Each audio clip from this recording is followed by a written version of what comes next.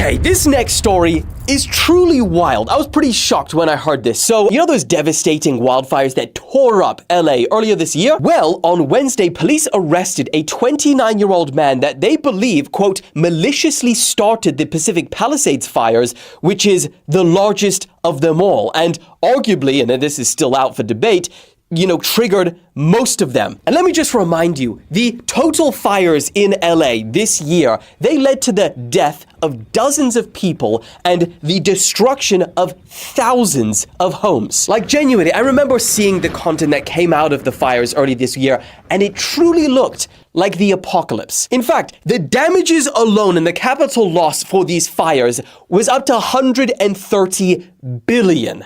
With a B. It was one of the most damaging fires in LA's history. Now just imagine being the individual responsible for starting that.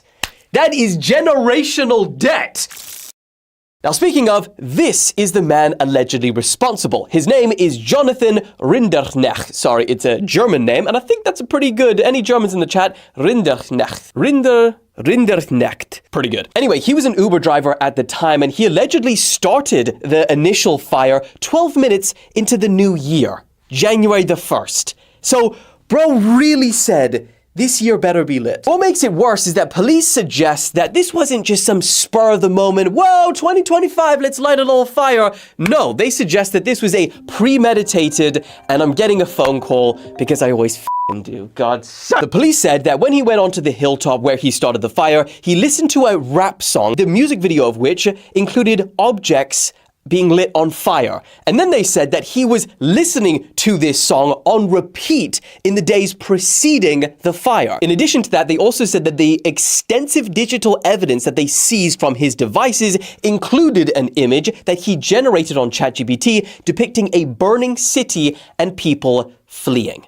And if that's what he allegedly wanted, then that's exactly what he got. And then on top of that, authorities say that additional charges may be added for those who were killed. And if that is the case, and he is found guilty, he's looking at decades to life. Easily life. But one of the wildest parts that I found about reading this was like, we are in October now. That is 10 months later, I'm sure, and he fled the state. He was living in Florida, so he'd moved. It was 10 months later. I'm sure bro was thinking, sweet, I think we got away with this one. And then, suddenly out of nowhere, bam, facing decades in prison. Wild. Moving on.